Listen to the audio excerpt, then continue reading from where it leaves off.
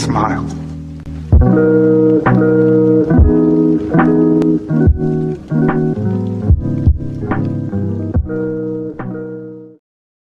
Halo semuanya, Richard di sini dan balik lagi di channel Crispinus.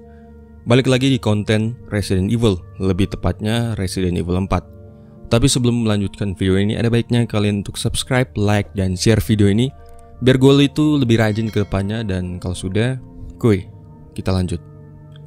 Di video kali ini kita akan membahas desain atau konsep awal Ganado, atau bisa dibilang desain yang ditolak atau konsep yang ditolak, atau konsep awal atau konsep beta di Resident Evil 4. Beberapa desain atau konsep ini yang ada di video ini sebenarnya walaupun tidak terpakai di Resident Evil 4, tapi dipakai di seri Resident Evil berikutnya. Tapi tenang, gue bakalan bahas desain atau konsep yang dipakai di Resident Evil lainnya seiring gue menjelaskan video ini. Selama perkembangan Resident Evil 4 yang dikembangkan oleh Shinji Mikami dan kawan-kawan, ada beberapa desain atau konsep yang dipertimbangkan atau ditolak. Desain atau konsep Ganado ini bisa kalian lihat di digital artbook Resident Evil Archive 2. Jadi ini resmi, bukan abal-abalan ya.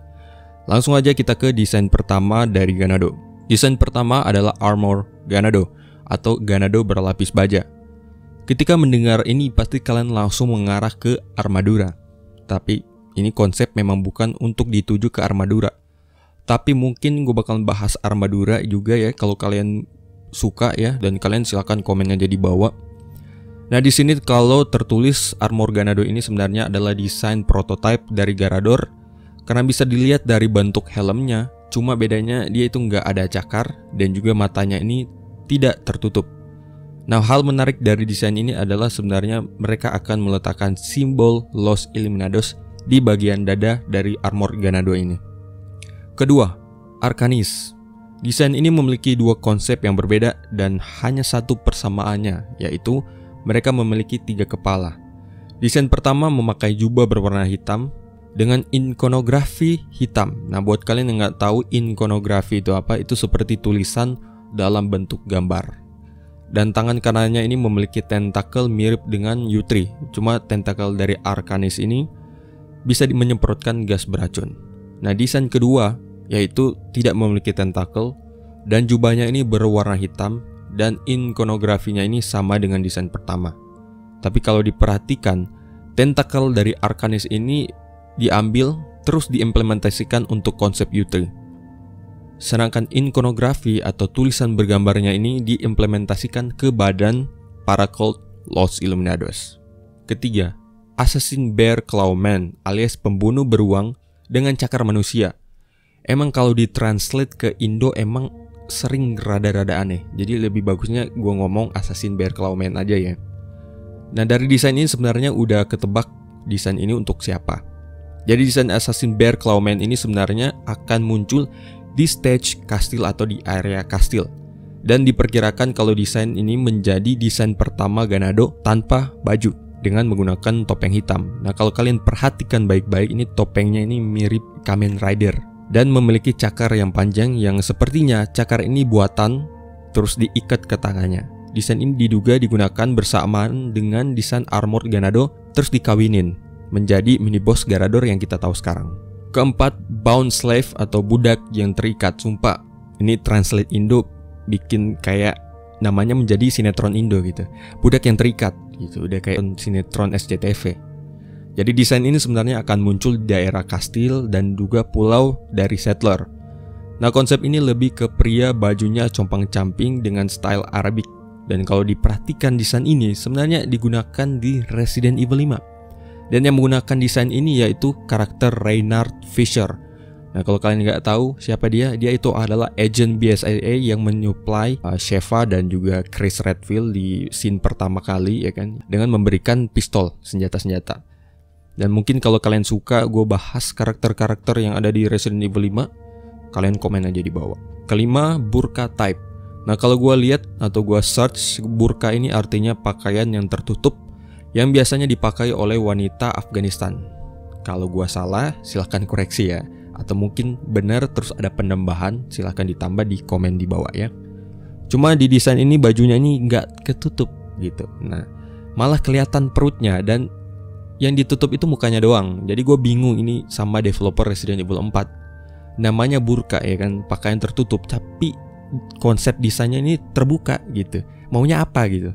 Untung saja tipe ini dihapus, kalau enggak gue yakin ya kan bakalan dihujat tuh sama orang-orang, sama netizen.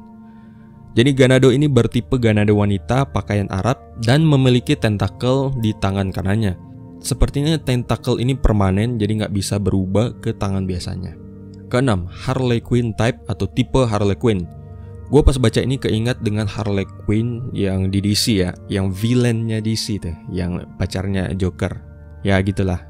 Nah, desain wanita Ganado ini lebih tepatnya ke pakaian abad pertengahan dengan membawa pedang pendek. Yang bentuk pedangnya ini seperti pasukan Arab di abad pertengahan. Nah, di sini gue bingung. Kan temanya ini di Resident Evil 4 itu daerah Spanyol, Eropa. Lah kok bisa gitu pasukan Arab itu sampai ke Spanyol? Gue nggak tahu tuh jalan ceritanya. Makanya mungkin karena nggak masuk akal terus dihapus kali ya. Ketujuh, Mask type Zealot atau Zealot tipe menggunakan topeng. Nah, Mask Zealot ini adalah desain atau konsep pertama untuk cult wanita Los Illuminados, yang dimana dia ini menggunakan jubah yang terlihat mewah, yang menandakan dia ini memiliki rank atau jabatan tertinggi dari para Los Illuminados atau para cult, dan juga memiliki topeng berbentuk seperti pasukan Anbu di Naruto. Dan di sini bahkan tertulis ada combat tipsnya atau cara bertempur melawan Mask Zealot ini. Nah, tertulis kalau pertama kali kalian akan bertemu dengan Mask Zealot ini yaitu di stage kedua, yang dimana di kastil. Dan cara membunuhnya kita akan menembak wajahnya dan menghancurkan maskernya atau topengnya ya, biar kita bisa menghancurkan kepalanya. Karena kalau ditembak kepala kan pelaganya berasal dari situ ya kan, jadi harus ditembak, harus dimusnahkan pelaganya yang ada di kepala. Tapi kalau kalian tembak maskernya atau topengnya, mereka akan menyerang dengan cara menggigit. Udah kayak zombie-zombie yang ada di Resident Evil 2 ya. Ke-8, Mouth Hidden type Zealot. Tapi gue namainnya ke Zealot anti corona karena dia itu pakai masker. Nah, tipe Mouth Hidden ini adalah cult Los Illuminados wanita dengan ranking paling bawah dan menggunakan jubah hitam pekat dan perlengkapannya ini dengan sabit besar. Perbedaannya dia itu Zealot Mask, yaitu dia menyembunyikan mulutnya dan dia bisa dilihat hanya dengan matanya saja. Ke-9, Scythe Carrier type Zealot atau apalah gitu, Zealot pembawa sabit besar. Nah, Zealot ini adalah Zealot dengan ranking paling tertinggi di Los Illuminados. Dengan helmnya ini menggunakan tengkorak kambing dan jubah hitam. Nah, Zealot ini sebenarnya sudah ada versi finalnya. Cuma bedanya jubah ini yang di versi final jubahnya warna merah dan tidak memakai sabit besar. Ke-10, Super Dynamite Man. Jadi Super Dynamite Man ini sebenarnya akan muncul di lokasi sekitaran kastil yang tugasnya yaitu bom bunuh diri. Dan pakainya ini seperti dengan warga desa atau Ganado pada biasanya.